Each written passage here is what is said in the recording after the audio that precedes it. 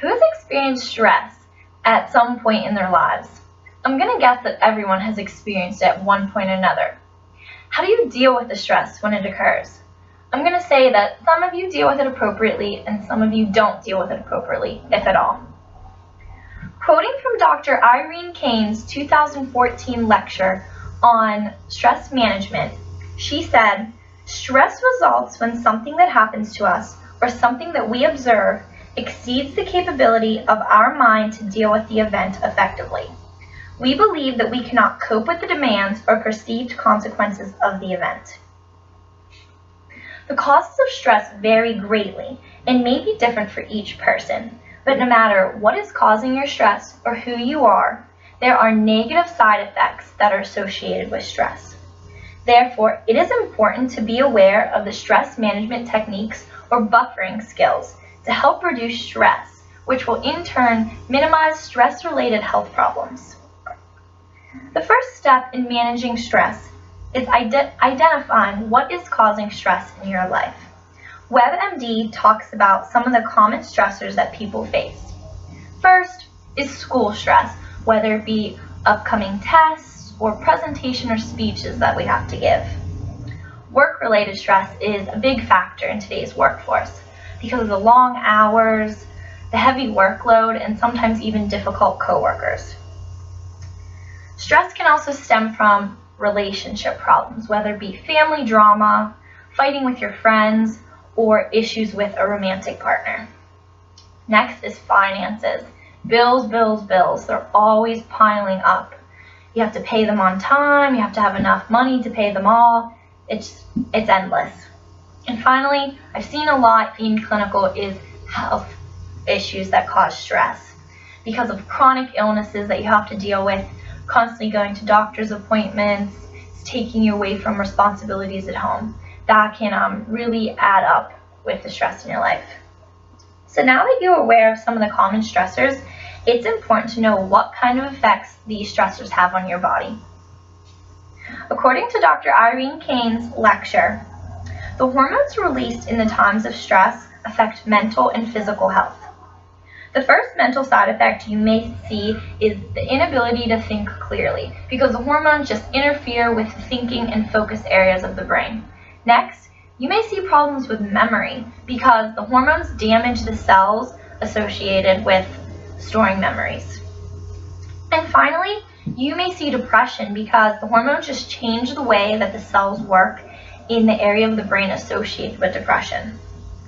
Next are the physical side effects associated with the stress hormones. These hormones can cause blood pressure to increase, which can cause stroke or even heart attack.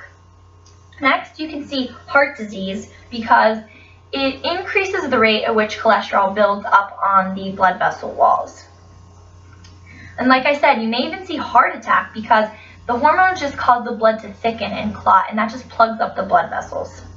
And if you are a diabetic, you want to be careful because the hormones can cause your blood sugar levels to rise. And when you're stressed, you realize that you always tend to get sick on top of everything you have to deal with. Well, that's because the hormones lower your immune system, causing it yourself easier to get sick. And finally, stress hormones affect weight management because it interferes with our ability to make healthy food choices, so thereby it causes obesity. As you can see, the mental and physical side effects can be devastating. So let's get to the most important part, which is the stress management techniques, because let's be honest, stress is unavoidable. Before I talk about the healthy stress management techniques, I just want to mention a couple unhealthy ways that people tend to deal with stress, and you want to avoid these actions whenever you're feeling stressed. And they include doing drugs such as smoking, drinking, or illegal drugs. You don't want to become violent or have angry outbursts. You want to try not to sleep too much. You don't want to over or undereat, and you really don't want to procrastinate. So try to avoid all those things at all costs. So I'm going to talk about some of the healthy ways now. In Dr. Irene Kane's lecture, she addressed 5 healthy buffering skills to reduce stress and prevent disease. The first one, which you probably heard of and you probably brushed it off, it's not going to work, is deep breathing. But it actually works, and I'll attest to that. It works because when you take a deep breath, your lungs expand, and that causes more oxygen to get into your body. And when you have more oxygen, that causes longer and slower alpha waves in the brain, which is associated with relaxation and calm mind states. So when you're feeling stressed, take a couple deep breaths. Next is humor. You can go on to YouTube and search some funny animal videos or some funny baby videos, something to make you laugh, and that'll help you de-stress.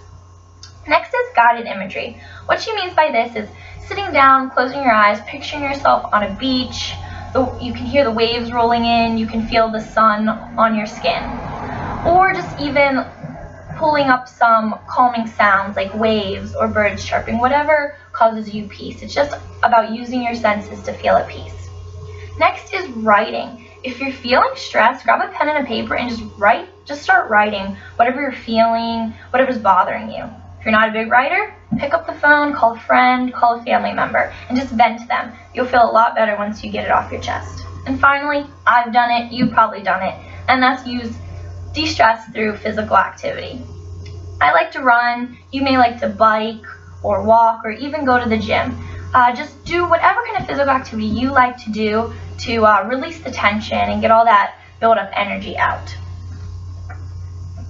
So in the last several minutes, you hopefully have learned a little more about stress and the management of it than you did before.